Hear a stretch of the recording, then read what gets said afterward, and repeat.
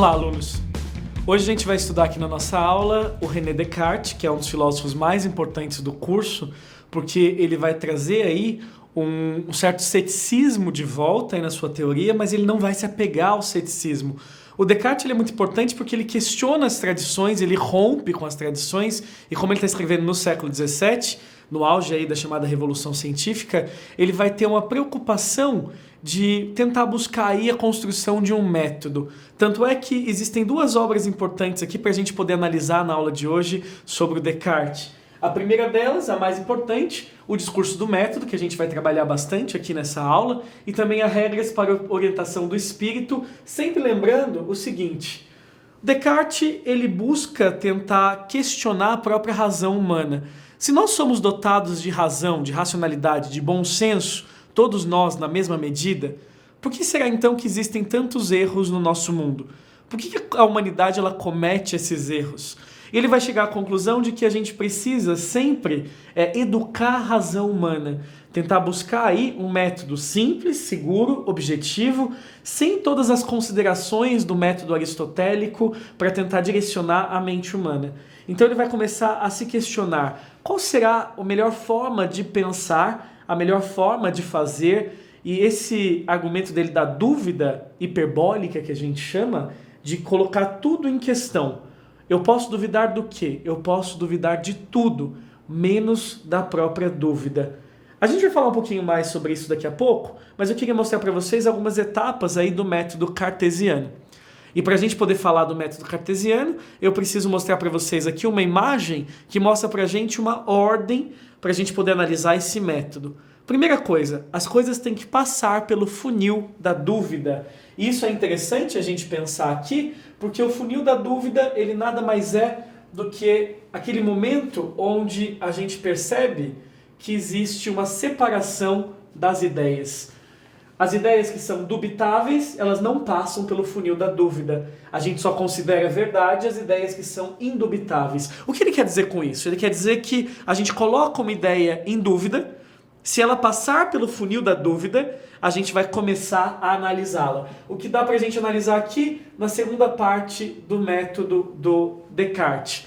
Ele separa as partes dessa dúvida separadamente, dessa ideia, né, separadamente, e depois ele divide na terceira etapa entre ideias mais complexas e ideias simples. E a gente finaliza aqui sempre revisando tudo para crer que não exista nenhum erro nesse método. Então, gente, esse método científico aí do Descartes, ele tenta dar a máxima segurança para a gente nesse processo de análise.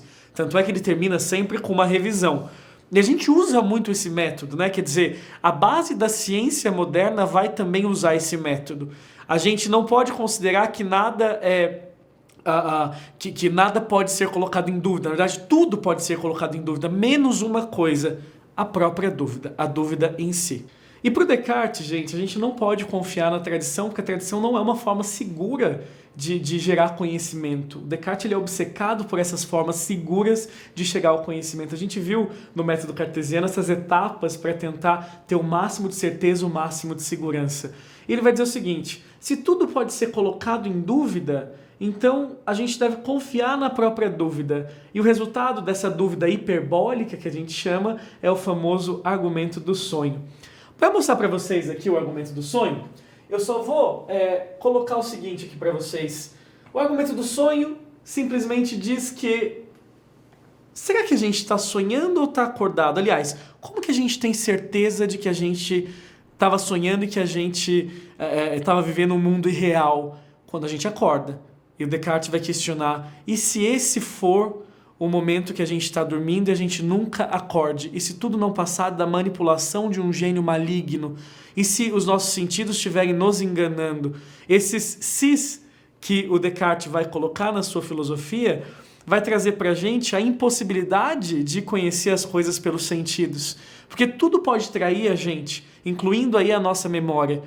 E daí surge também o que a gente fala que é a parte mais importante, talvez, do pensamento cartesiano aí, a ideia do chamado solipsismo.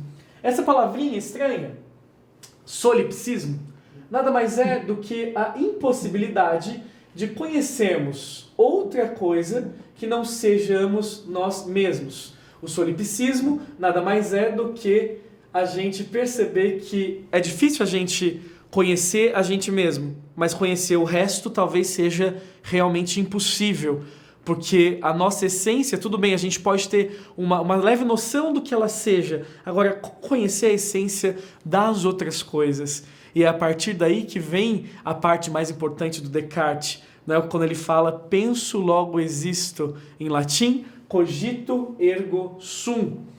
Penso, logo existo. É o pensamento que vai, na verdade, levar à existência das coisas e o sentido das coisas. A gente percebe uma influência platônica no pensamento do Descartes. O Descartes está preocupado com o método objetivo, seguro, né? Um pensamento até um pouco aproximado do aristotélico, mas você percebe que, para ele, essa força mental, essa preocupação, né, com o pensamento validando a existência das coisas é muito importante. E essa frase famosa dele, eu penso, logo existo, traz para a gente a seguinte consideração. O que é verdade para o Descartes? A verdade para o Descartes é aquele tipo de ideia que sobreviveu a todas as formas de dúvida e que a gente percebe que ele divide as ideias em 3 formas, 3 maneiras que as ideias aparecem no pensamento cartesiano aí. Uma delas é, na verdade, a forma das ideias inatas, aquelas ideias que são próprias, que a gente já carrega, que já vem com a gente. As ideias que a gente adquire através da nossa experiência, que são as ideias adventícias, né? Muito simples, alunos. Pensar essas ideias que chegam até a gente. E por último, a combinação dos 2 tipos, uma forma nova aí que pode sair da gente, né? São as ideias imaginativas. E o legal do Descartes é que quando ele fala penso, logo existo, ele vai trabalhar sempre com a possibilidade do princípio da correspondência. O que é esse princípio da correspondência? Se eu consigo pensar em algo, isso sempre remete a um objeto real. Aí muita gente pergunta para mim, Gui, mas calma aí.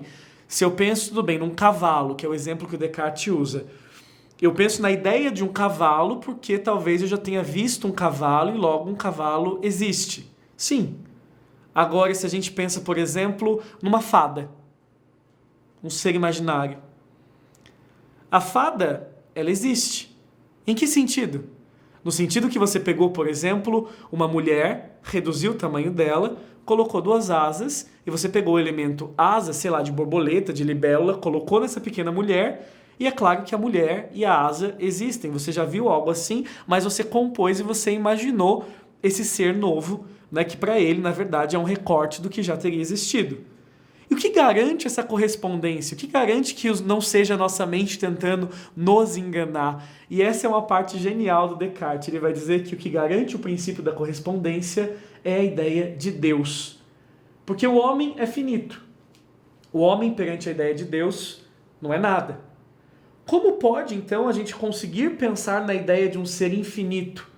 Se a gente consegue pensar na ideia de um ser infinito, é porque deve existir esse Deus infinito, esse ser infinito acima do homem, o que garantiria aí o tal processo da correspondência, né? A correspondência dessas ideias.